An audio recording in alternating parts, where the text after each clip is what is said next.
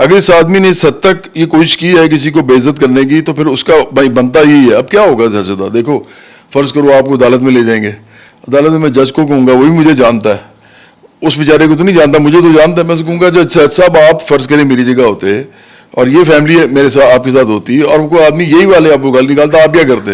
تو دیکھو ہمارے معاشرے میں جج بھی ہمارے اسی معاشرے کے ہیں.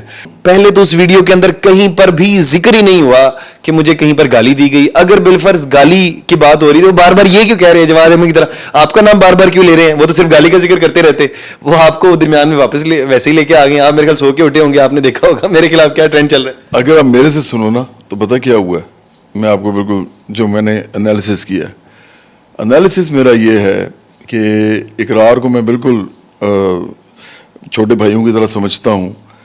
مجھے لگتا ہے کہ انہوں نے اقرار کو جو گالی دی ہے نا, اس کے بعد جو اصل فکرہ ہے, کیونکہ یہ بھی تو چل رہا ہے نا, یہ بھی اقرار کے منہ سے ہی نکلا ہے, لوگ چلا رہے ہیں. اصل بات یہ ہوئی ہے کہ اقرار کو گالی دی اور ساتھ انہوں نے کہا کہ اس کا حال بھی جواد احمد سزا ہوگا. اب چونکہ اقرار نے وہ گالی تو بتانی نہیں تھی, کیونکہ وہ گالی بتاتے تو اس ملک کے اندر واقعی گالی آپ بتائیں گے تو وہ تو یہ کوئی تھانے کے ذریعے والا معاملہ نہیں ہے, یہ آپ ادھر بھی لے کے جائیں گے نہیں, یہاں اگر آپ تھانے کے ذریعے لے کے بھی جائیں گے ایسے کہ مجھے گالی نکالی یہ والی, تو وہ تو آپ کا مذاق اڑائیں گے, یہ ایسا ملک ہے. تو اب اقرار نے تو اس کو حذف کرنا ہے نا, اس کو ڈیلیٹ کرنا ہے میموری سے بھی اور ریموو کرنا ہے اس کو اس کے بیان سے بھی. تو مجھے لگتا ہے کہ اقرار نے, یہ مجھے نہیں پتا, اقرار بہتر بتا سکتے ہیں, مجھے لگتا ہے کہ اقرار نے وہ گالی تو نکال دی, اب کچھ نہ کچھ تو لفظ چاہیے تھا کہ جو کہ جس کی وجہ سے وہ بھڑک اٹھے ہیں. تو مجھے لگتا ہے وہ ذلیل اس کے بعد شامل ہوا ہے.